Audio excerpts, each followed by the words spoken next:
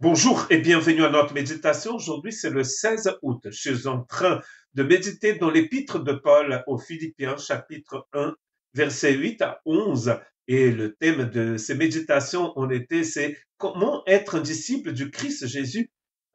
L'importance d'être un disciple du Christ Jésus né d'en haut. Et nous sommes en train donc de voir la prière de Paul pour les Philippiens, dans le chapitre 1, versets 8 à 9 à 11, pardon. Et aujourd'hui, j'aimerais bien lire avec vous le verset 8 et le verset 9. Car Dieu m'est témoin que je vous chéris tous avec la tendresse de Jésus-Christ.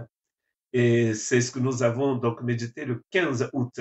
Et le verset 9, et ce que je demande dans mes prières, c'est que votre amour augmente de plus en plus. C'est la première partie du verset. Que votre amour augmente de plus en plus. Que notre amour doit augmenter, que nous soyons remplis de l'amour du Christ. Ça, c'est déjà une réalité. C'est le Saint-Esprit qui a déversé dans notre cœur l'amour du Christ. Et cela est arrivé quand nous sommes nés d'en haut. Quand on est né d'en haut, on est rempli du Saint-Esprit et rempli de l'amour du Christ. Il n'y a aucun chrétien qui soit disciple du Christ, qui soit rempli de vie éternelle, qui ne soit pas rempli du Saint-Esprit et rempli de l'amour du Christ.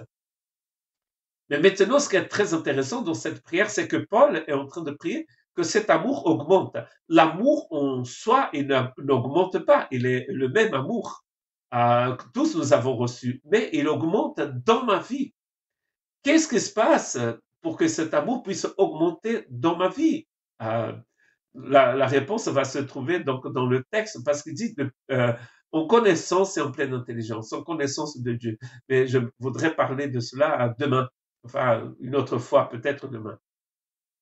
Aujourd'hui, je voudrais me concentrer sur le mot augmenter de plus en plus.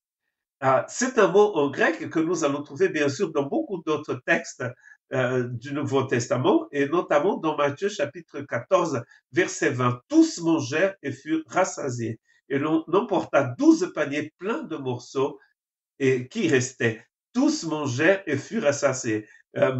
Être rassasié ici, c'est-à-dire qu'ils ont vraiment mangé bien et il avait beaucoup de nourriture.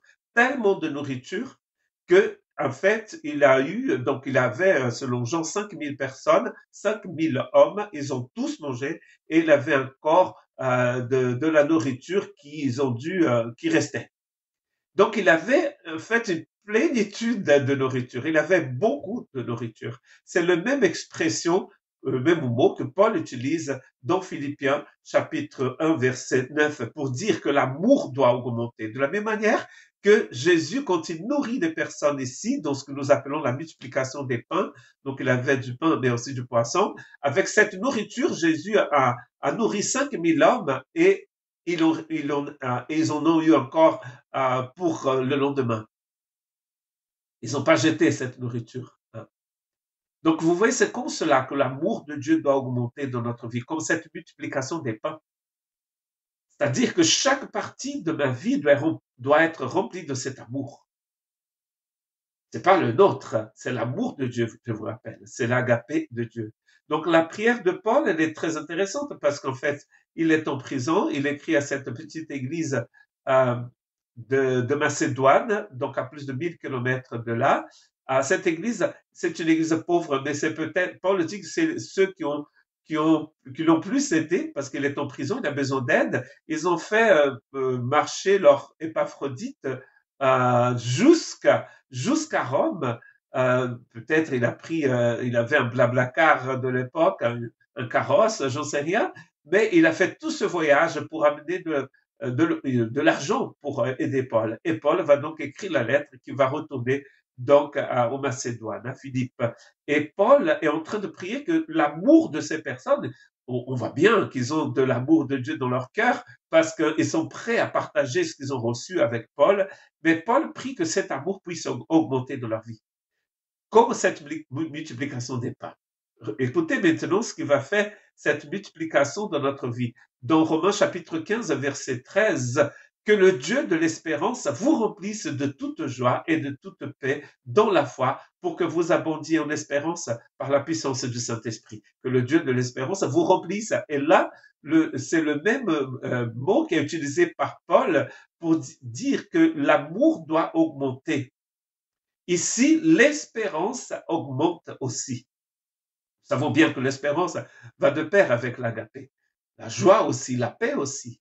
Ces choses augmentent dans notre vie quand l'amour de Dieu augmente. C'est le même amour qui grandit en nous, qui va prendre en quelque sorte possession, entre guillemets, de tout notre être, de notre vie. Dans 1 Thessaloniciens chapitre 3, verset 12, Paul aussi utilise le mot abondance, ici multiplication, quand il dit « Et que le Seigneur fasse croître », traduit ici par croître et abonder, croître et abonder, l'amour que vous avez les uns pour les autres. C'est une prière de Paul, n'est-ce pas? Et c'est aussi avec cette prière que j'ai fini ma méditation. Et pour tous, à l'exemple de celui que nous avons pour vous.